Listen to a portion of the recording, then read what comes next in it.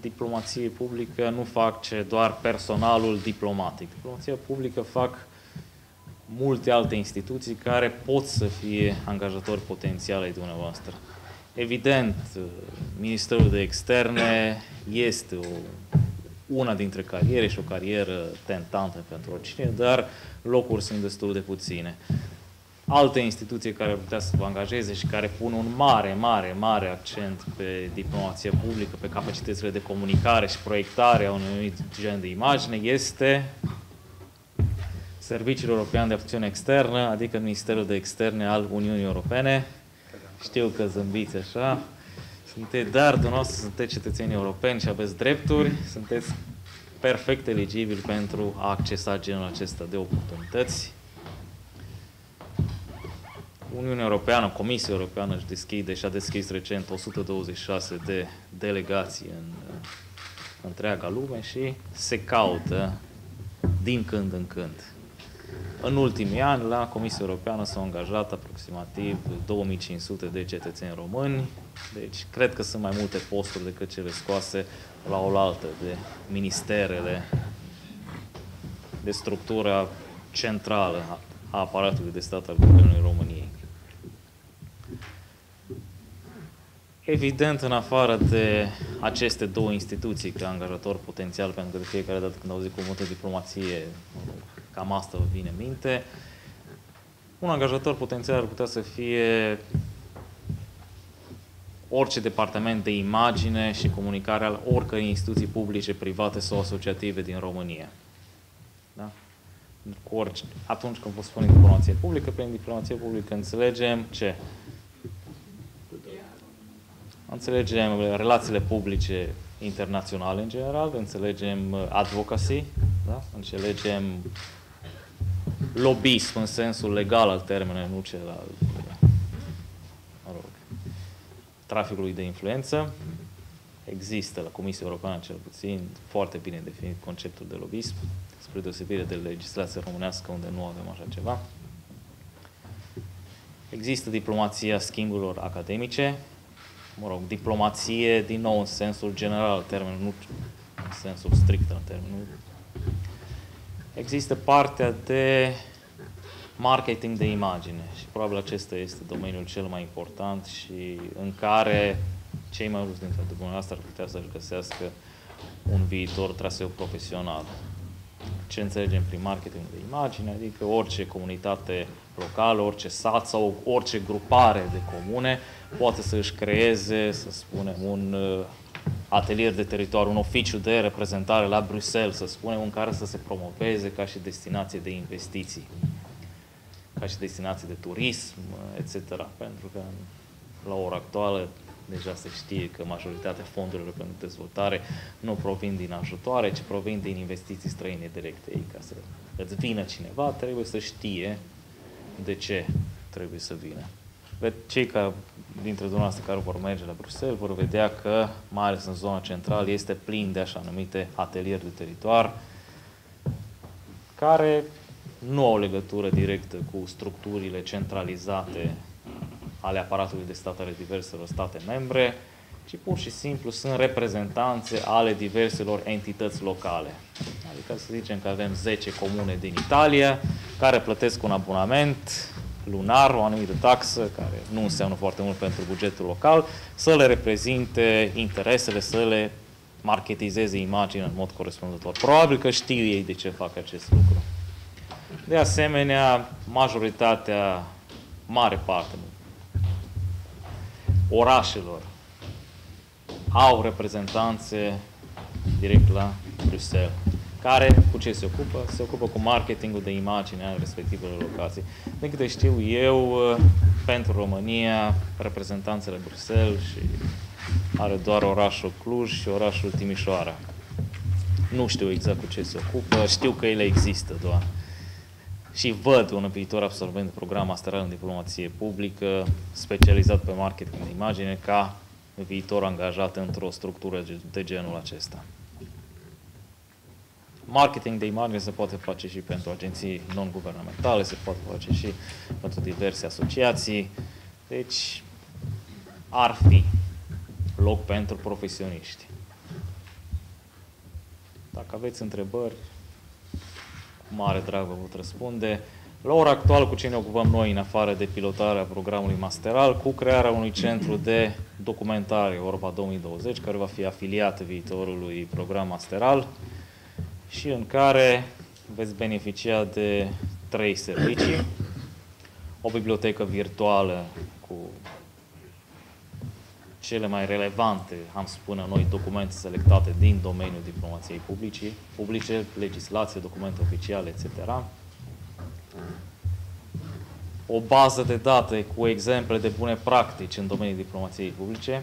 De pildă, eu personal, în luna martie, m-am ocupat de selectarea campaniilor de imagine care s-au desfășurat în România în ultimii ani, pornind cu De ce iubesc România, etc. Iar acum, în luna aprilie, istorie și pur și simplu studiez exemple de bune practici pe care le oferă atașații de presă, ca și agenții diplomației publice ai României în perioada interbelică, respectiv oferă exemple de bune practici reprezentante de activitatea lui Mircea Eliade la Legația României din Lisabona, Eugen Ionescu la Legația României pe lângă guvernul de la Vichy. Eugen Ionescu a fost alte și alte exemple de bune practici pe care e bine să le știți. Înainte de a descoperi roata, trebuie să știți ce au făcut alții pe viitor profesioniști, pentru că la un viitor interviu de angajare, ce vă va întreba angajatorul, dați-mi niște exemple de bune practici. Atunci, evident că e bine să știți.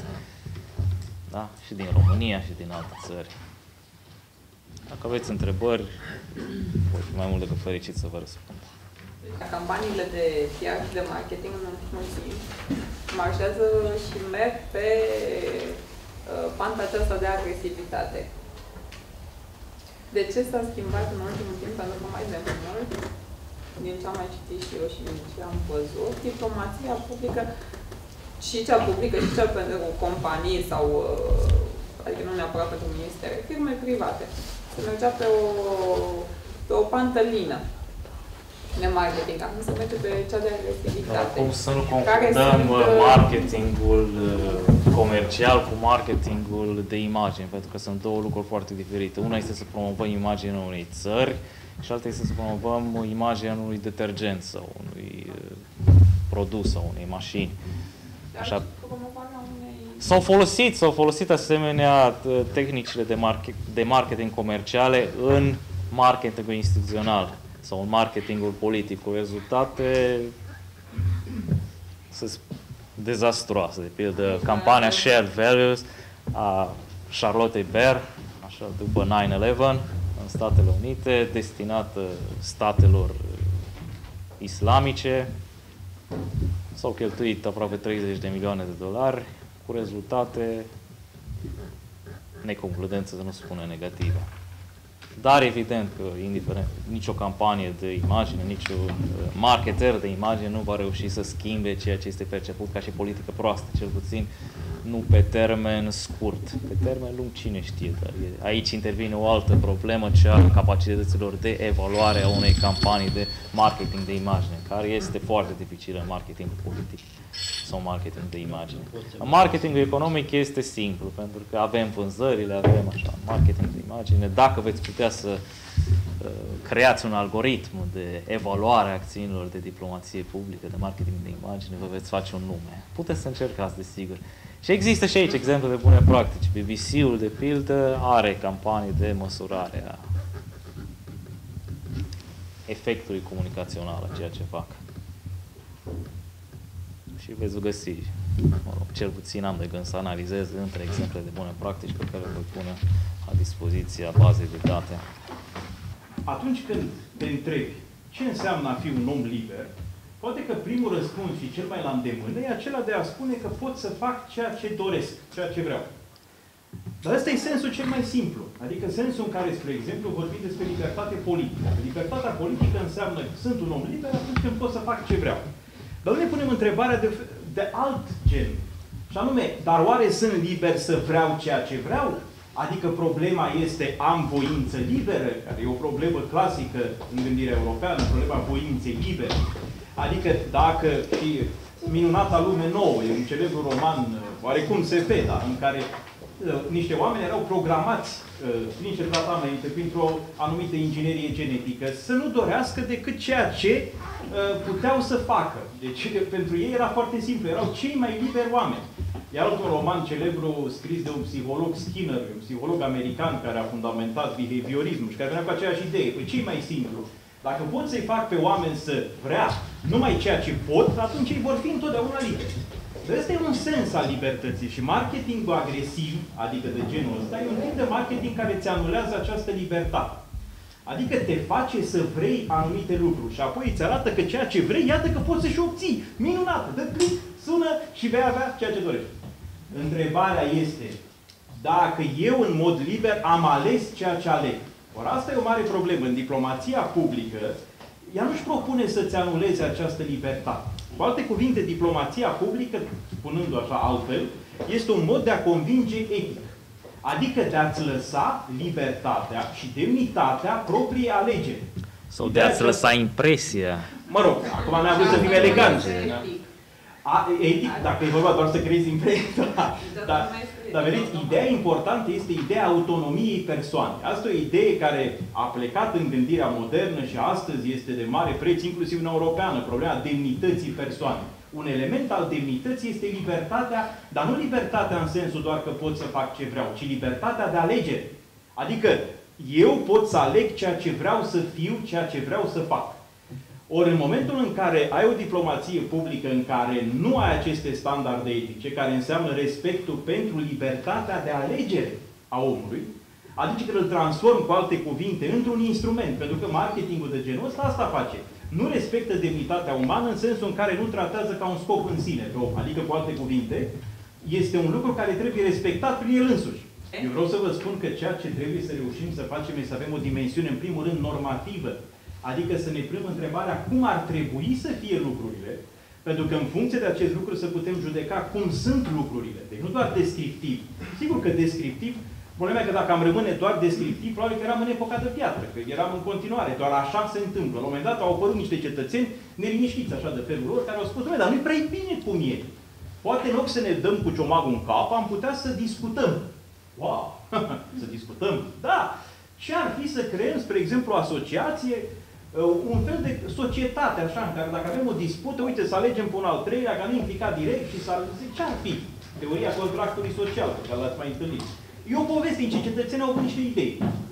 Problema e că dacă nu încercăm, deci, depășirea și îmbunătățirea unei situații înseamnă tocmai să gândești dincolo de ce este.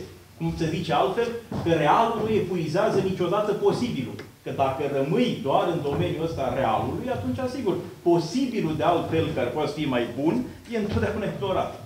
Deci, cred că ceea ce trebuie să facem, ales în mediul academic, ceea ce trebuie să facem, este să avem aceste dimensiuni de cum ar trebui să fie, această referire la ce ar trebui să fie și să cădem de acord în legătură cu standarde de evaluare, în primul rând. Iar unul dintre ele e ăsta. Faptul că dacă nu respecti pe celălalt, și asta nu e o chestiune în care o faci doar în diplomație, în viața privată, în viața ta. Dacă tu încerci pe celălalt să-l convingi, dar nu să-l convingi în sensul că să-i prezinți niște argumente, da, într-un subtil, nesubtil, mă rog, dar oricum, tu de fapt încerci să obții de la el o adeziune folosind tot felul de alte tehnici, mai puțin să ai încredere în el. Adică da, ideea este, ți-am prezentat argumentele mele. Îți las propria ta conștiință, propria ta rațiune să decidă. Nu încerc să obțin o adeziune, fie strecurând o amenințare elegantă și subtilă, fie o promisiune așa aruncată prin noianul de gânduri pe undeva. Deci pot să fac și asta, sigur, sunt subtil. Nu, eu am zis cum ar trebui. Acum, noi când privim și judecăm, cum faceți dumneavoastră, o campanie reușită sau nu de diplomație publică, noi să avem în gând acest lucru. Pentru că, vedeți, ca și reacția noastră, ca noastră, poate așa teoretic când vorbim despre campania, asta e frumos, domnule, manipulare, dar dacă eu aș fi în locul ăla, nu prea mi-ar conveni. Pentru că eu țin la propria mea libertate. De ce țin e o poveste interesantă? Eu n-aș putea să mă concep a nu fi liber pe mine însumi. Pentru că dacă noi ne-am concepe a nu fi, ar fi o mare problemă în a accepta că existăm ca entități. Da? Deci noi nu adică considerăm o chestiune de scădere a demnității noastre, a valorii noastre umane, dacă acceptăm asta. Noi reacționăm, spunem, dom'le, dar nu se poate, adică cum, vrei să obții de la mine o adeziune într-un mod de genul ăsta? Ne revoltăm într-un fel. Nu? Adică vrem să fim respectați. Că se întâmplă sau nu se întâmplă, corect. Că nu se întâmplă, ca să fim mai exacti întotdeauna. Dar asta nu înseamnă că e ok să nu se întâmple. Da, dar campaniile de diplomație publică merg în general și se axează spre oamenii care nu au un caracter atât de puternic, pentru că marea masă a oamenilor nu stau să se gândească ce e în spatele, dau un exemplu, a unei reclame. De ce e la reducere detergentul? Eu mă gândesc că poate e prea vechi sau poate nu e bun. Ca atare și în diplomația publică. Oamenii nu se gândesc ce e în spatele partidului sau în spatele unui grup de oameni pentru care se face reclamă, că până la urmă e reclamă. Gândiți-vă la următorul lucru. În lumea asta nouă, minunata lume nouă în care ajungem să trăim acum cu tablete și cu alte lucruri, sigur că informația circulă mai ușor. Problema e, eu cred în altceva. Poate că aici nu pot să spun dacă n-am studii în domeniu, să spun dacă e mai rentabil sau nu, dar eu am crezut întotdeauna următorul lucru. În viața obișnuită, ca convinge pe cineva respectându-i autonomia, deci în momentul în care un om și-a dat adeziunea în completă cunoștință de cauză, capacitatea ta de a-l convinge e mult mai mare. Adică adeziunea pe care omul ăla și-a dat-o în bună cunoștință de cauză, eu am mai multă încredere în tipul ăla de adeziune decât au fost niște influențe, niște stimuli, pe care pot să apară alții. Eu dacă dezvolt un personaj de genul ăsta, sau mă rog, încerc să-l conving așa, cred că, cel puțin experiența mea în viața obișnuită, mi-a arătat că a fost de durată tipul ăsta de convingere decât cealaltă. Așa, încercând să-l induc o idee. Subtil sau grosieră, acum depinde de context. Una dintre principalele aspecte tehnice ale noilor campanii de diplomație publică, să spunem atât ale Uniunii Europene cât și ale Statelor Unite, este capacitatea de a angaja un dialog, de a angaja o dezbatere, de a nu în genul acesta de campanii de diplomație publică să evite monologul, să evite impresia de publicitate, impresia de propagandă. Nu e ușor să faci acest lucru, nu e ușor să... E foarte simplu să lansezi niște mesaje, să lansezi niște spoturi la televiziune plătite, e foarte greu să angajezi un dialog real. Într-adevăr, sunt invitați tot felul de formatori de opinie, tot felul de... se încurajează schimburile de studenți, etc., dar la aceste genuri de schimburi interacademice participă întotdeauna cam aceleași personaje, care știu foarte bine și ce este democrația, și ce este civilizația occidentală. Și, mă rog, eventual fac un raport pe care îl trimit Ministerul Educației din propriile țări, care dacă nu ajunge direct la coș, ajunge undeva într-un sertar uitat, în timp ce ei se pregătesc să meargă la o următoare conferință. Și atunci, după cum, nu mai puțin adevărat și faptul că profilul teroristului nu este felacul arab analfabet dintr-un stat așa, ci este, în general, studentul care a crescut în Occident, care cunoaște foarte bine civilizația occidentală și dar acestea sunt dileme la care se caută încă un răspuns. E tocmai de aceea faptul că se încearcă modul ăsta de a face diplomație publică, de a angaja un dialog, de a putea să asculți puncte de vedere adverse, de a le cântări cu propria ta minte valoarea unuia sau altuia, este un alt fel de a nu confunda, de fapt, modul ăsta de a impune un punct de vedere, ci de a convinge făcând apel la rațiunea celuilalt. Cel mai subtil tip de propagandă este acesta care nu lasă imprejudicii de propagandă. În realitate, tot propaganda este de o anumită factură. Astfel nu se înțelege concept de propagandă are neapărat o conotație negativă. Pot să fiu propagandist pentru o cauză bună, să spunem pentru cauza femeii, pentru bunătățirea situației femeii într-o anumită cultură, pentru promovarea toleranței, pentru promovarea anumitor idei. Și în acest sens îmi asum inclusiv titlul și riscul de a fi manipulator. Bun, acum, tot într-un sens bun. Adică, poate că bun ar fi să găsim un cuvânt diferit pentru a nu ne juca cu conotație negativă. Da. Și atunci bine e să creezi un cuvânt nou care să nu poarte povara vechiului sens rău. Vedeți cum diplomația publică a apărut din asta. Expert în advocacy, așa ceva. Da. Deci a convinge, dar convinge nu înseamnă a manipula neapărat. Vă ascultăm. O problemă legată de manipulare în diplomație publică am putea vedea chiar la campania electorală pe care a făcut-o domnul Klaus Iohannis. El a aplicat un mod de diplomație publică al Statelor Unite. Având în vedere că Statele Unite au o diplomație publică legată pe instrumente online, rețele sociale și mai departe. Bun, dar diplomația publică are în vedere un public străin. Da, aici a fost... Eu cred că se face o confuzie aici în discuția noastră.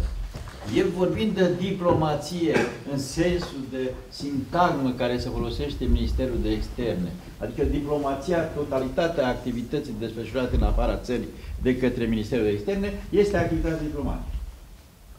Doi, în acest sens. Doi, vorbind de diplomație publică care e altceva. E drept că Ministerul de Externe este primul chemat să facă diplomație publică. Diplomație publică face acum, de exemplu, și marele scriitor Cărtărescu. Ăla face diplomație publică. Un mare pictor, nu mă știu care e un... Simona Halep face diplomație publică. Și al treilea termen, al treilea înțeles care trebuie... Relațiile dintre noi sunt diplomatice. Cuvântul în acest context vine la faptul că sunt politicoși unii cu alții și acest lucru l-am împrumutat de la diplomați. Adică în diplomație nu se ceartă, nu se bat, nu dau cu parul. Adică sunt diplomați în a vorbi. Deci sunt trei concepte diferite.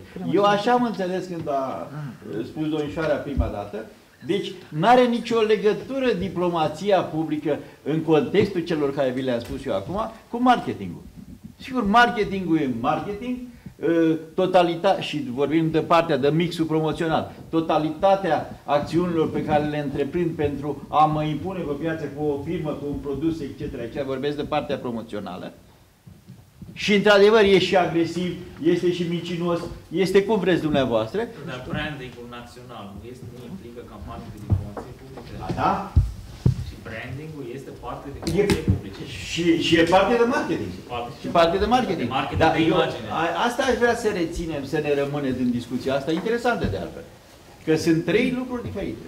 Diplomația în sensul de activitatea care o fac salariații și instituția ca atare, Ministerul de Externe, ei fac activități diplomatice.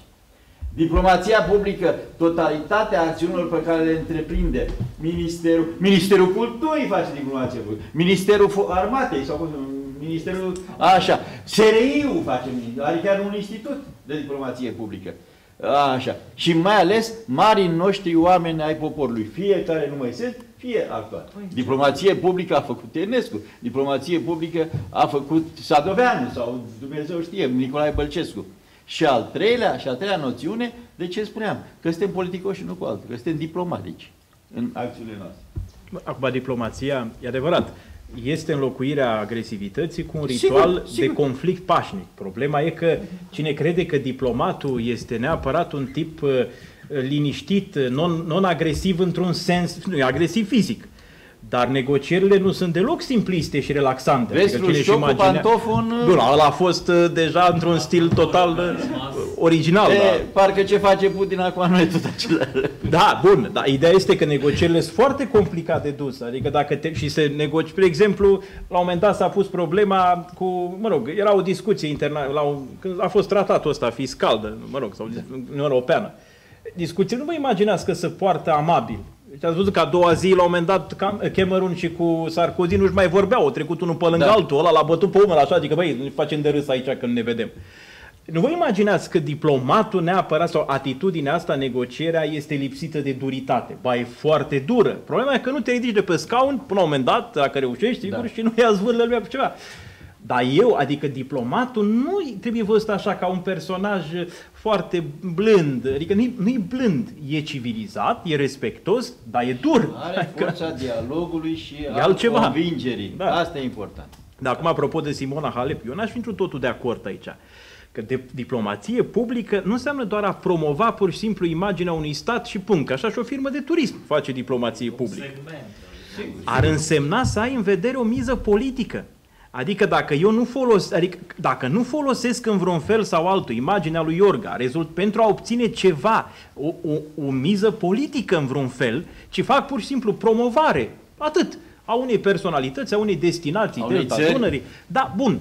Dar o fac cu un scop, schimbând acea imagine, de fapt, ce vreau să obțin? Nu știu, poate să atrag alți investitori, poate să... Adică e și o miză de altfel, în sensul ăsta. E bine să vedeți exact cum gândește un diplomat. Eu vă invit la cursul de mâine, la care va participa la dreptul internațional aplicabil diplomației publice și o să participe domnul ambasador Ion Angel, o personalitate în domeniul diplomației clasice de data asta, cu peste 50 de ani de experiență în domeniul diplomației, în prezent fiind președintele Asociației Ambasadorilor și Diplomaților de Carieră din România.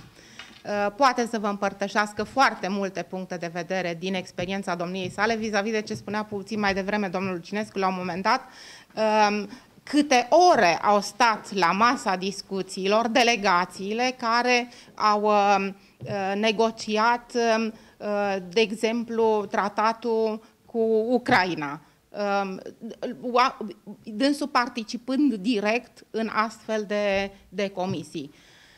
Deci, pentru că, de asemenea, se vorbea despre libertatea aceasta pe care o aduce diplomația publică și modul în care fiecare individ poate să joace un rol în cadrul diplomației publice, eu aș aduce aici ca în discuție și normele juridice, pentru că totuși diplomația publică nu poate fi exercitată nelimitat. Vorbeam despre libertate, dar vorbim și despre această libertate înțeleasă, până unde putem să o exercităm. Și relațiile internaționale se realizează într-un cadru, totuși într-un cadru juridic. Și trebuie avut în vedere și acest cadru juridic. Pentru asta și pentru discuții în legătură cu cadrul juridic în care se exercită diplomația publică, vă invit la cursul de mâine. Mulțumesc! Eu am să vă propun, spre exemplu, pe forum, și acolo să ne întâlnim și de asta vă invit să discutăm și acolo. Am să vă pun procese, toate întâlnirile Consiliului de Securitate. Și este un exemplu de organizație internațională. Întâlnirile publice, formale, stenograma e pusă pe site-ul Consiliului de Securitate. Și o să vă pun câteva stenograme, câteva întâlniri ale Consiliului de Securitate pe teme importante, să vedeți cum se poartă discuțiile acolo, de fapt. Care sunt argumentele, cum arată. E important să vedem, astea sunt discuțiile înainte, fiecare reprezentant venea și citea doar o declarație finală. Acum s-a schimbat pentru a face mai transparentă activitatea asta, vin și, mă rog, nu doar citesc o declarație. Da. Dar ei se întâlnesc și în acele întâlniri informale, de fapt, care nu sunt publice, care nu au stenograme și în care negociază situația asta. Dar cel puțin putem vedea cum arată o asemenea discuție. Eu asta o să vă propun acolo, pe forum, să intrăm și să vedem cum se poartă o discuție de genul ăsta. Și ceilalți colegi mei vor intra pe forum cu alte probleme. Cred că de săptămâna viitoare, sigur, de luni încolo, veți putea intra pe forum. Cum? Intrând sau logându-vă pe Blackboard, pe platforma noastră educațională, da? Studenții noștri, de fapt toți sunteți studenții noștri, aveți cont cu CNP-ul și prenumele mamei și o să găsiți o secțiune aparte, Proiect Europa.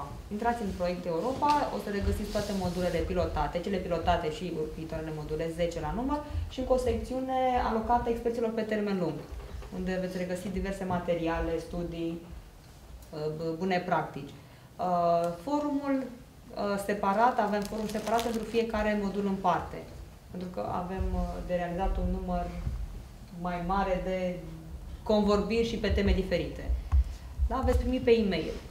În caz că aveți probleme la logare sau, nu știu, alte probleme, vă adresați echipei proiectului Europa 2020 prin e-mail.